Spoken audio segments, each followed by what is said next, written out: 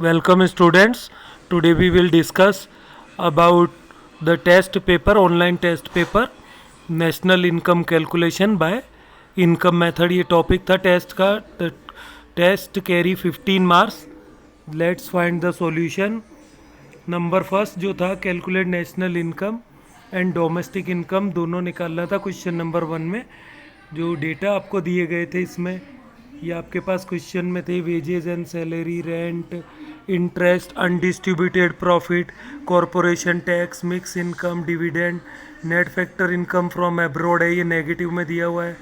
Change in stock, private final consumption expenditure, gross domestic fix capital expenditure, subsidies, consumption of fix capital and indirect tax दिया हुआ था. अब आपको income method से इसको calculate करना था.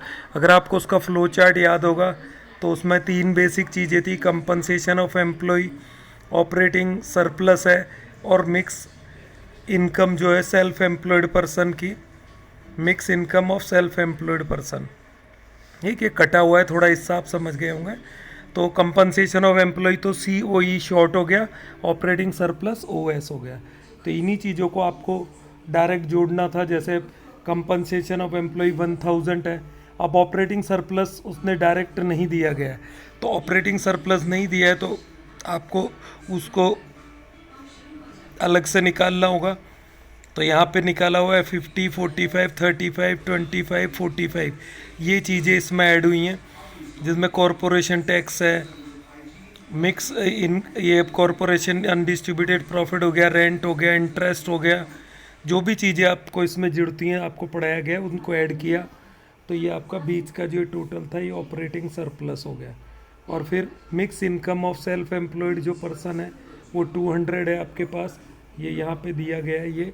तो ये आपने ऐड किया तो ये आपके पास आ जाता है डोमेस्टिक इनकम 1400 करोड़ रुपीस. अब इसको नेशनल इनकम में कन्वर्ट करना था तो आपको net factor income from abroad जो कि 20 दिया गया है ये ऐड करना है. ये ऊपर क्वेश्चन में दिया गया है, आप देख रहे हैं. यहाँ पे एक चेंज है, टू एब्रोड दिया गया है, net factor income to abroad -20, but आपको net factor income from abroad चाहिए तो आप ये नेगेटिव साइन को हटा दें तो ये net factor income from abroad हो जाएगा. तो यहाँ पे आपने 20 को ऐड कर दिया तो 1420 is the correct answer. Question number second था again calculate national income by income method.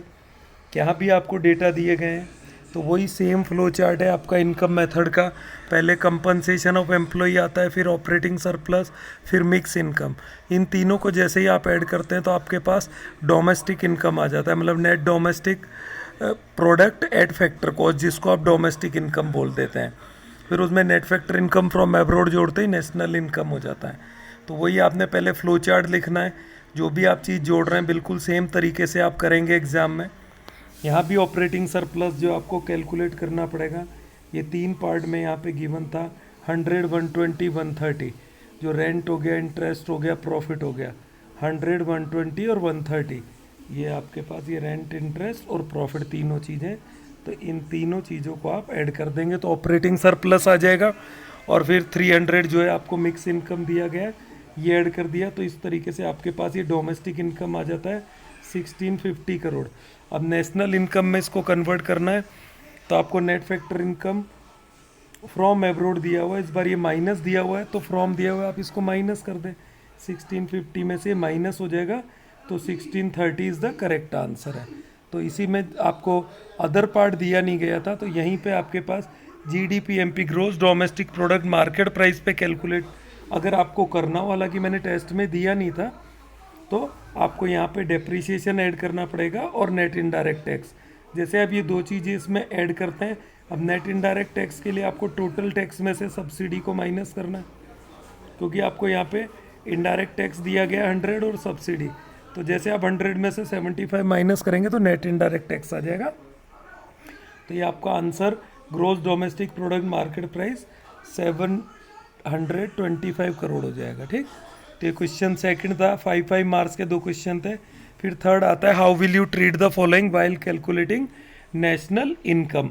तो पहला था इसमें रिटायरमेंट पेंशन. तो आपका आंसर होगा retirement pension will be included in national income because it is due to your service जो था आपका जब आपने सर्विस दिया 60 ईयर से पहले तक, तो उस कारण से रिटायरमेंट पेंशन मिलता है। तो 2004 के बाद तो ये रिटायरमेंट पेंशन बंद हो चुका है। जिनकी जो सर्विस थी 2004 से पहले की ज्वाइनिंग है, उन्हीं को ये मिलता है। खैर ये तो मैंने जनरल नॉलेज के लिए बता दिया, बट रिटायरमेंट पेंशन हमेशा नेशनल इनकम में जुड़ता है, क्योंकि ये आपकी सर्विस जो आपने प्रोवाइड की थी उसी के बदले में मिलता है। नंबर सेकंड है income earn by brokerage on the sale of second hand good.